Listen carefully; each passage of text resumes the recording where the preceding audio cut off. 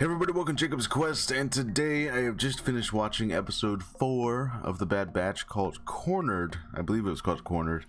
And on this episode, we basically see the Bad Batch. We stick with them the entire time this time. We don't do the whole back and forth thing, which, again, I'm fine with because we still have, 13, 12 episodes to go, so we're fine. We have plenty of time to catch up with the Empire and all that stuff with Crosshair and everything.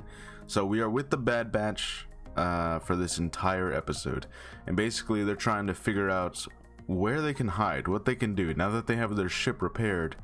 They're trying to figure out what to do, and their plan is essentially just to lay low until everything cools down, until, hey, let's chill out for 6 months, a year, until the Empire has moved on to something else, right?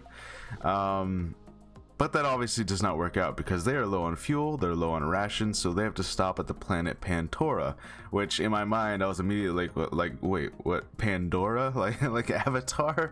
No, but Pantora, which I don't know if we've ever actually seen this planet before. I believe, simply based on the population that we see in this episode, this must be where the blue-skinned people are from, not the Chiss, but the, I guess Pantorans. I know we've run across several of their species across the Clone Wars show. I believe that might even be the same species that George Lucas played as in Episode 3. He actually played, I think, the senator from Pantora. But in any case, we're actually seeing the planet now. We're actually on this planet. And yeah, essentially this whole episode is them just like, alright, this is going to be really simple. We're going to go in here. We're going to go get some fuel. We're going to go get some supplies. It's not going to be a big deal. And of course, they end up making a big ruckus while they're there. So first, when they land, they, the really shady, I don't even know what you call them, the dock worker, it's the same role as the lady who takes care of Grogu when the Mandalorian lands on Tatooine and he has to land at that little port area. I don't even know what you would describe that person. They're just the person who watches that, everyone who docks at that little port. In any case, basically they can't let their ship get scanned because they're on a wanted list. But this guy, it immediately seems to know who they are, just based off the type of ship that they're flying. So he sends out a call to Fennec Shand, and of course we know Fennec Shand from The Mandalorian, and he says, hey, I know you're looking for this type of ship. They've just landed here, right? Which I suppose their ship is rather unique, I guess, but in any case, she has a hologram, like a little chain code or whatever. I don't know if it was a chain code necessarily, but she has like a little bounty puck for Omega, which was very interesting. So we seem to be establishing that, I'm assuming that it was either Kamino or the Empire that is looking for Omega. They're not after the Bad Batch necessarily, they're after specifically her. Which, I'm gonna start believing that it was actually more Kamino that's looking for her. So I think that she definitely has a role to play in whatever sort of super clones they're gonna try to make. Because remember, from the last episode, Kamino's whole thing now is trying to essentially stay relevant to the Empire. They're desperately trying to not become a relic of the past like Tarkin thinks the clones are, right? So they're trying to make a super clone that hey, no recruited normal person can ever match up to what we can create for you. That's what they're trying to do, and I have to imagine Omega plays a part in that somehow, and so that's what Fennec Shand is specifically looking for, Omega, not just the Bad Batch. In any case, Fennec Shand shows up. And basically this whole episode is a big chase sequence because they're at this shop and there are a couple of funny things happen. They have to try to sell Echo, because when Echo has his mask down, he looks like a droid, and so the shop owner agrees to buy Echo And there's just kind of a couple funny moments about how like, oh, I'm worth more than 2,000, and they ended up selling him for 3,000. And of course he gets in there and he's supposed to be in charge of all the other droids, but then he takes his mask off and they're like, you're no droid. And you know, it's just a couple funny interactions there. But in any case, Omega ends up you know, doing as kids do. They get distracted by something, they end up leaving the group, and then you turn around and the kid's gone. That just seems to always happen. Kids are just like that, I think, you know.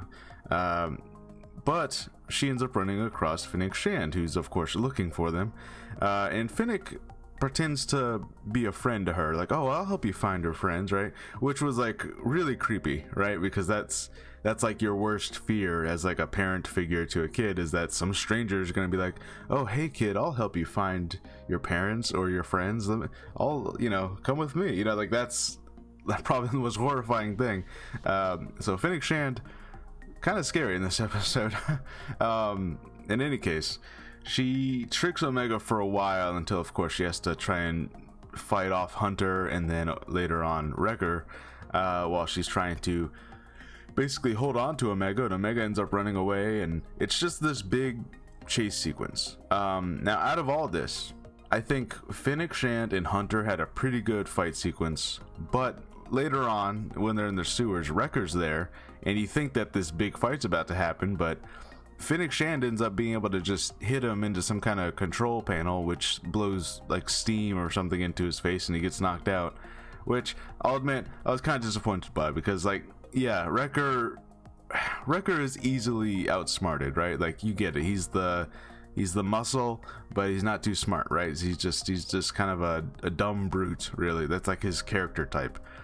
But still, you know, it's like, come on, Wrecker, you know, like, what's the use of you being like this big hulking guy? I don't know. To me, it feels like he hasn't gotten enough cool moments, I guess. I'm still kind of waiting for Wrecker's like tough guy attitude, where he's like, oh yeah, I can beat up anything, you know, like I'm kind of waiting for that to pay off, because it didn't pay off here. It definitely did not work out. Fennec like dismissed him really easily.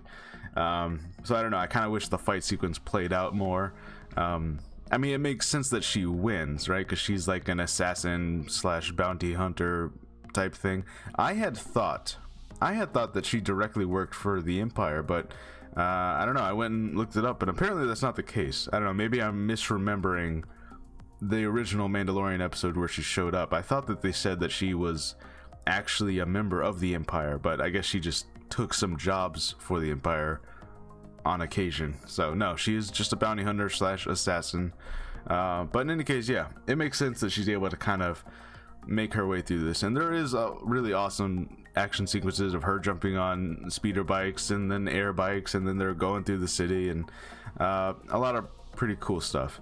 And then of course it ends with them escaping, you know, once they're managed to fix their ship and scramble their ship's scan code or whatever, and then they are able to leave.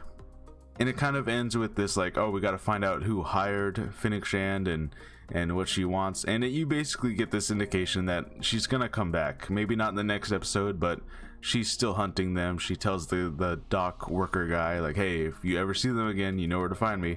So this is definitely not the last we've seen of Fennec Shand. I imagine, you know, give it 3-4 episodes, she'll be back again. You know, she's gonna end up being maybe like the T-1000 of this show, where it's like every once in a while like, oh man, we gotta run away from Fennec Shand again, you know. I will say we got a little bit of the Empire, just a tiny bit. You know, we see, just like on Seleucamai, we see like this big thing where it's like you can transfer your Republic credits for Imperial credits, and you can register for your chain code and all this stuff. And a bunch of clones are walking by and everyone's cheering them on and everyone's happy, and they say like, oh yeah, everyone's celebrating the end of the war. And this is something that's, you know, ever since like Rebels, they've really been trying to like kind of drill into more media, is that when the Empire took over, it was not this instantly like, oh, everyone is oppressed and hates the Empire.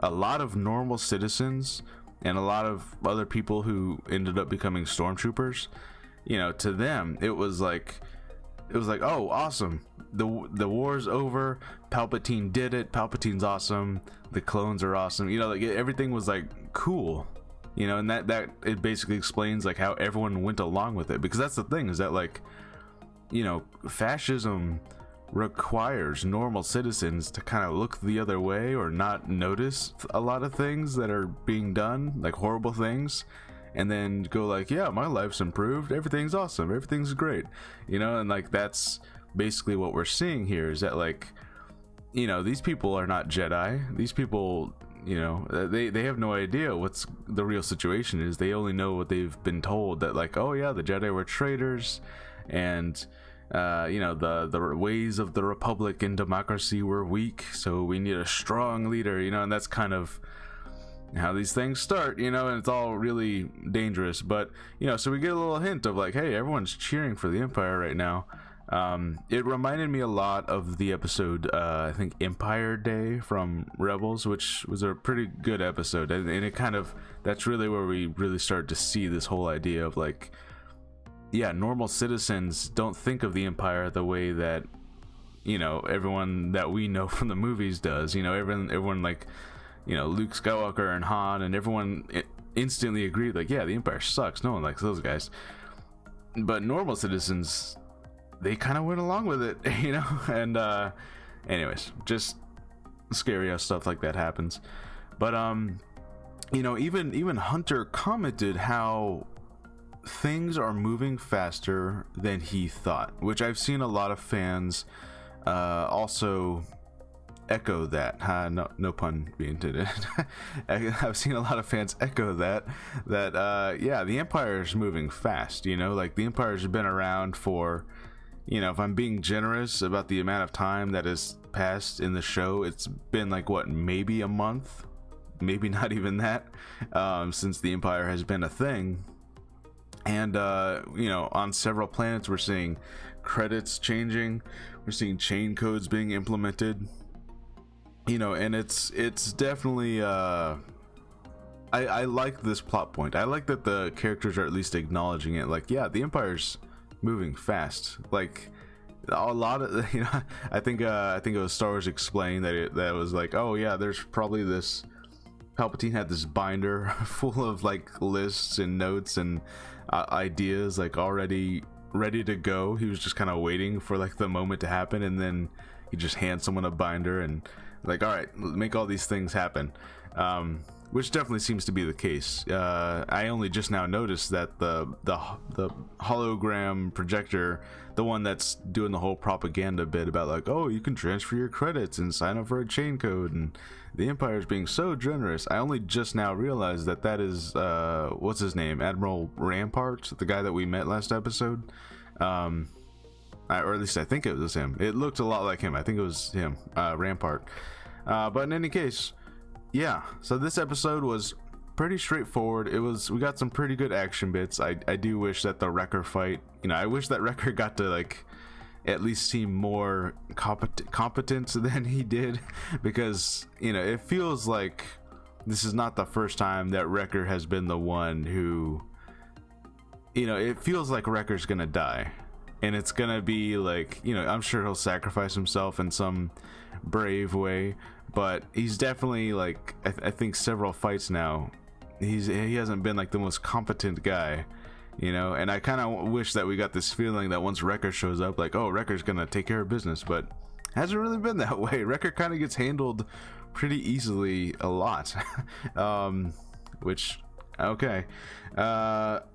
Also, I'll say this, they did not bring up anything to do with like Wrecker's headaches, and, you know, a lot of fans, and myself included, in the last episode, Wrecker hit his head when they were crashing, and after that, for the whole episode, he was complaining about having headaches, and a lot of us were kind of thinking that, you know, maybe this means his chip activated, or something's gonna slightly happen there with that. But this episode didn't give us any indication of that, which, you know, I suppose it's possible that they just didn't bring it up and that it is still a thing, but this is kind of leaning more on, you know, because it wasn't brought up at all, like not even like a hint towards it. Like maybe I don't think we even saw him like rubbing his head or anything.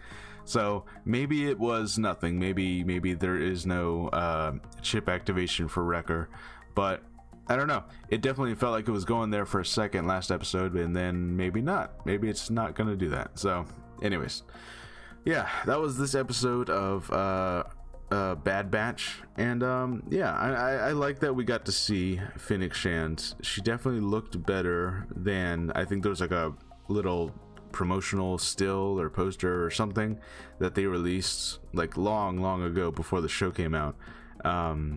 And her character model didn't look like finished in that still, so I was always like, oh yeah, Fennec Shand doesn't look so great in this animation style. She looked a lot better here, so that's good. You know, obviously with the lighting and everything being complete now, she looks a lot better. But yeah, I assume that Fennec will be a reoccurring character. We'll see her again. We know that she's on the run when we see her in The Mandalorian. She's got a bounty on her head and all that, so maybe we kind of see what happens there. I know that there's, you know, like 20 years or something separated between this and what we see there, so I don't know, maybe not. But in any case, yeah, this was a fun episode, much more action oriented, and not much more to say beyond that. So anyways, let me know what you guys think, and I'll see you guys on the next episode. All right, bye.